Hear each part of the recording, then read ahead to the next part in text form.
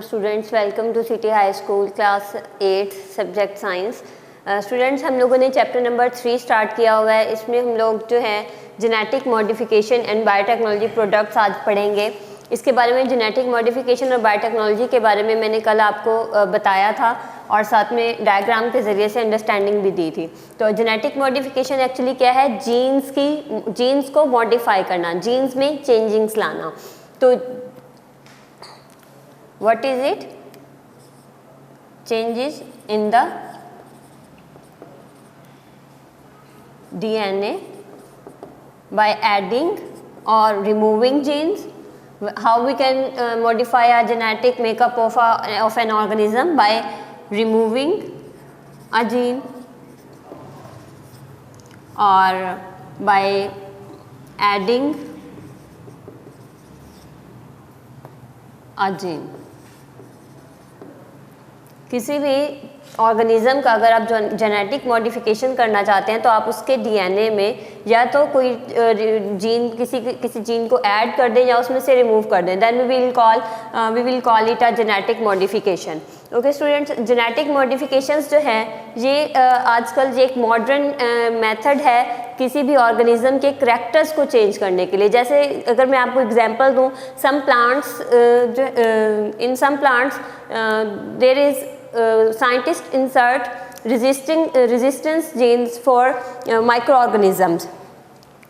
ऐसे plants produce किए जा रहे हैं जिनके अंदर ऐसी रेजिस्टेंस वाली जीन्स इंसर्ट कर दी जाती हैं ताकि अगर उनके ऊपर कोई माइक्रो ऑर्गेनिज्म अटैक होता है तो उसकी वजह से वो जीन अगर उसके अंदर इंसर्ट किया हुआ होगा तो वो प्लांट उसे रेजिस्ट कर जाएगा।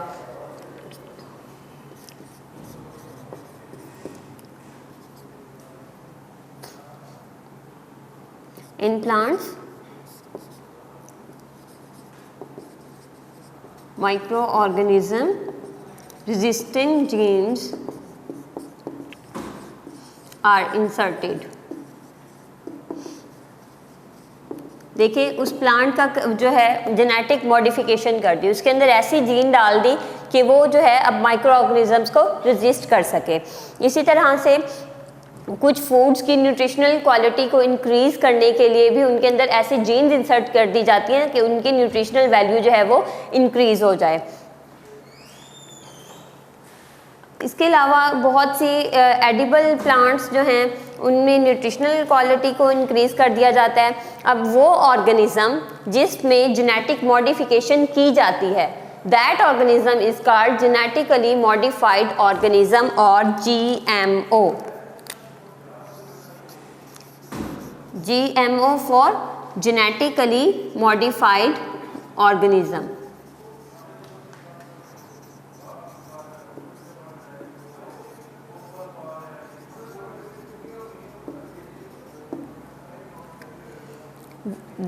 What is GMO? Genetically modified organism. The organism in which genetic modification has been done is called they are called genetically modified organism. तो यहाँ पे जो है जेनेटिकली मॉडिफिकेशन के ज़रिए से, जेनेटिकली मॉडिफाइड ऑर्गेनिजम्स के ज़रिए से बहुत सी यूज़फुल प्रोडक्ट्स जैसे कि इंसुलिन वो भी बनाई जाती हैं कि किसी और ऑर्गेनिज्म के अंदर इंसुलिन की जीन डाल देंगे तो वो जो है वो जेनेटिकली मॉडिफाइड हो जाएगा वो ऑर्गेनिज्म और उसके अंदर इंसुलिन प्रोड्यूस होना शुरू हो जाएगी। तो इस तरह से हमें ये यूज़फुल प्रोडक्ट जो है वो मिल जाएगी। अब इंसुलिन होती क्या है? इंसुलिन जो है ये हमारी बॉडी के अंदर पैंक्रियाज इसे प्रोड्यूस करता है। It is produced by pancreas.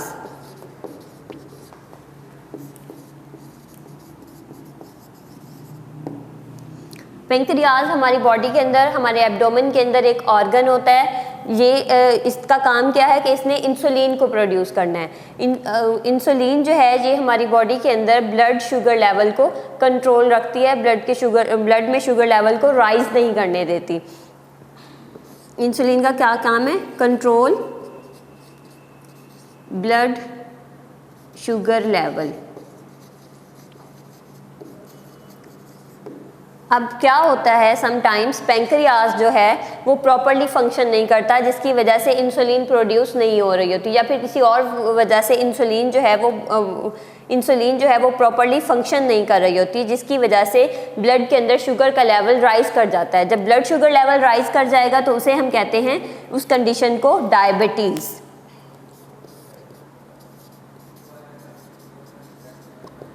Diabetes हम किसे कहते हैं, जब ब्लड के अंदर शुगर लेवल राइज कर जाता है।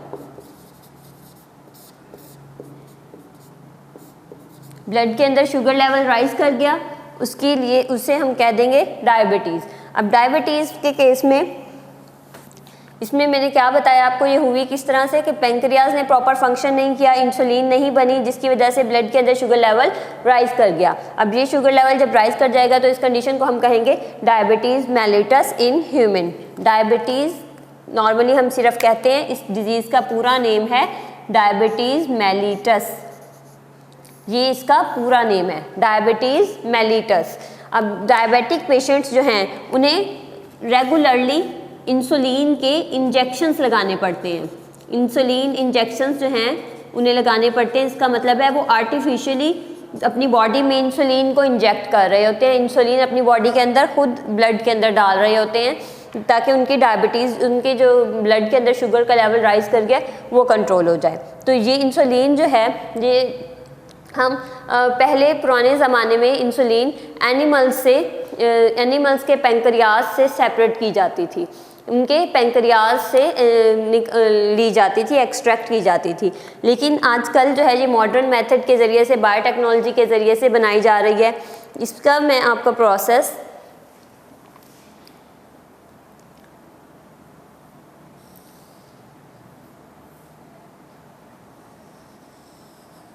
suppose this is pancreas,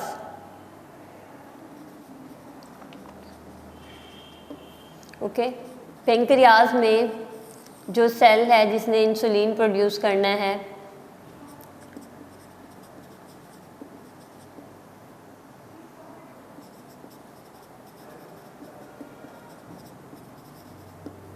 इसमें एक जीन, इंसुलिन वाला ये जीन है, ठीक है, इसको सेपरेट कर लिया।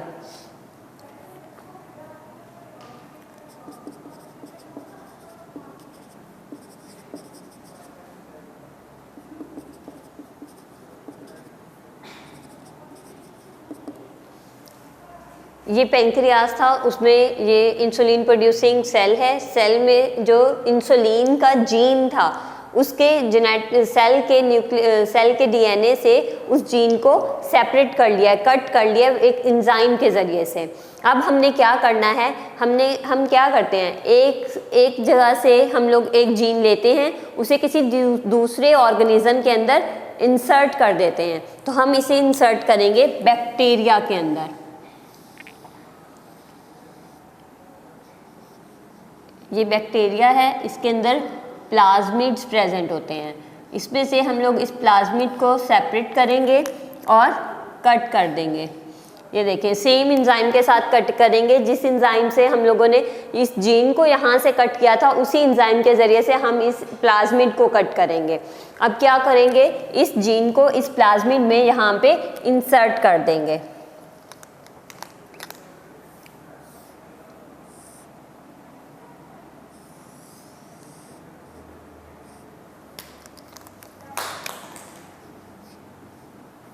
ये जीन यहाँ पर इंसर्ट कर दिया है, इस जीन को इस प्लाज्मिड के अंदर इंसर्ट कर दिया है।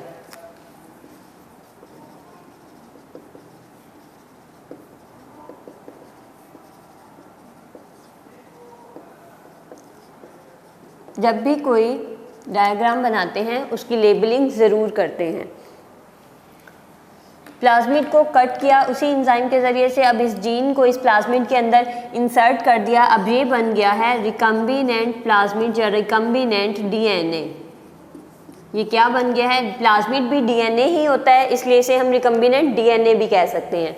प्लाज्मिड भी एक्चुअली में ही डीएनए ही होता है। तो ये क्या बन गया है, अब रिकम्बिनेंट डीएनए। अब इस रिकम्बिनेंट डीएनए को अगेन किसी बैक्टीरिया के अंदर इंसर्ट कर देंगे। ये एक और हम लोगों ने बैक्टीरिया लिया, लेकिन उसी तरह का बैक्टीरिया लेना है जिससे पहले ये प्लाज्मिड सेपरेट किया गया है। सेम टाइप का बैक्टीरिया लिया, उसके अंदर इस प्लाज्मिड को इंसर्ट कर दिया।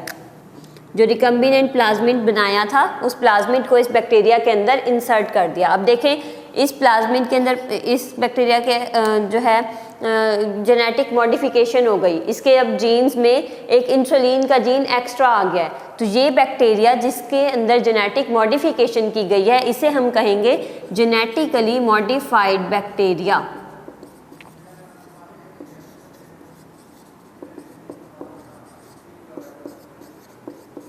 इस बैक्टीरिया को क्या कहेंगे? Genetically modified bacteria. और बैक्टीरिया जो है वो हर 20 मिनट में डिवाइड करता है, तो ये फिर 2 डॉटर बैक्टीरियाज बनेंगे।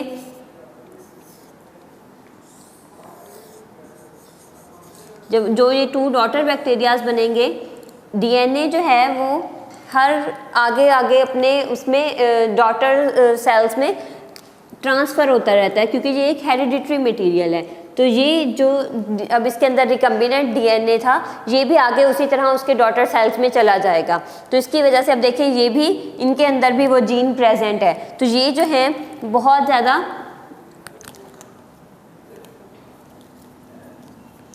इसी तरह से बैक्टीरिया ग्रो करते जाएंगे बहुत ज़्यादा अमाउंट में। जब ये बन जाएंगे, कॉलोनी बन जाएगी इनकी, तो ये इंसुलिन प्रोड्यूस करना स्टार्ट कर देंगे। ये जब इंसुलिन, ये क्या बन गई है? इंसुलिन। इस इंसुलिन को फिर उस कॉलोनी से, बैक्टीरियल कॉलोनी से सेपरेट कर लिया जाएगा, एक्सट्रैक्ट कर लिया जाएगा और फिर उसे जो है वो फर्दर मेडिकेशंस में यूज़ कर लिया जाता है। तो स्टूडेंट्स ये क्या था?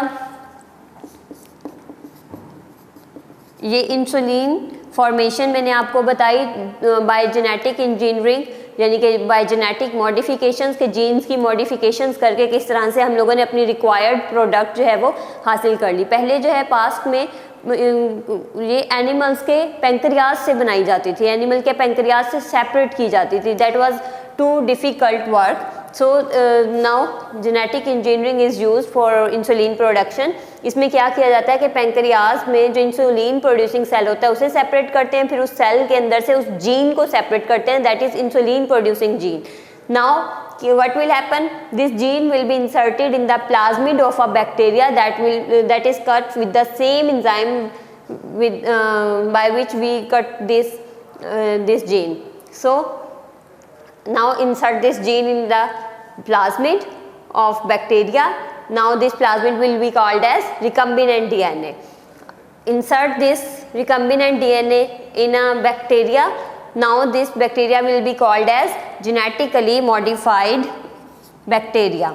Genetically modified bacteria या फिर GM बैक्टीरिया भी कह सकते हैं इसे। ओके, GM बैक्टीरिया भी कह सकते हैं। ये डिवाइड करेगा, bacteria divides in every 20 minute. Her 20-20 minute के बाद बैक्टीरियाज जो हैं वो डिवाइड करते हैं। जैसे आगे ये फर्दर 2 बनाएगा, ये फर्दर 2 बनाएगा, फिर आगे वो फर्दर बनाएंगे। इस तरह से बहुत कम टाइम में ज़्यादा सारे बैक्टीरियाज जो हैं वो प्रोड्यूस हो जाएंगे और उन सब के अंदर ये जीन होगी। और ये जो है ये बैक्टीरियाज एक कॉलोनी इनकी बन जाएगी। जब ज़्यादा अमाउंट में बैक्टीरिया एक ही जगह पे प्रेजेंट होते हैं तो उसे हम कहते हैं कॉलोनी। तो ये कॉलोनी जो है इंसुलिन प्रोड्यूस स्टार्ट कर देगी, इंसुलिन प्रोड्यूसिंग जो है प्रोडक्शन स्टार्ट कर देगी। उस इंसुलिन को हम इससे सेपरेट कर लेंगे, इस कॉलोनी से सेपरेट करेंगे और हमारी रिक्वायर्ड प्रोडक्ट जो है वो ऑब्टेन हो गई। सो स्टूडेंट्स, आई होप आपको आज का लेक्चर समझ आ गया होगा। ये सारा प्रोसेस जो है ये कल भी मैंने आपको इसी तरह से बताया था। ये एक लॉन्ग क्वेश्चन के तौर पे आपसे पूछा जाता है और साथ में आपने डायग्राम बनानी होती है, उससे लेबल ज़रूर करना होता है। अगर आप लेबल नहीं करते हैं तो ये इसके मार्क्स नहीं मिलते। अगर आप एक भी स्टेप को लेबल नहीं करेंगे तो उसके मार्क्स कट होंगे, क्योंकि इसमें सारा जो है वो आपको लेबलिंग के ज़रिए से पूरा डिफ़ाइन होता है। अगर आप लेबलिंग को भी याद कर लेते हैं तो इसे आप थ्योरी फॉर्म में इजीली लिख सकते हैं। आई होप आपको आज का लेक्चर समझ आ गया होगा। नेक्स्ट लेक्चर के साथ इंशाल्लाह फिर हाजिर होंगे। अल्लाह हाफिज़ फ्रॉम सिटी हाई स्कूल।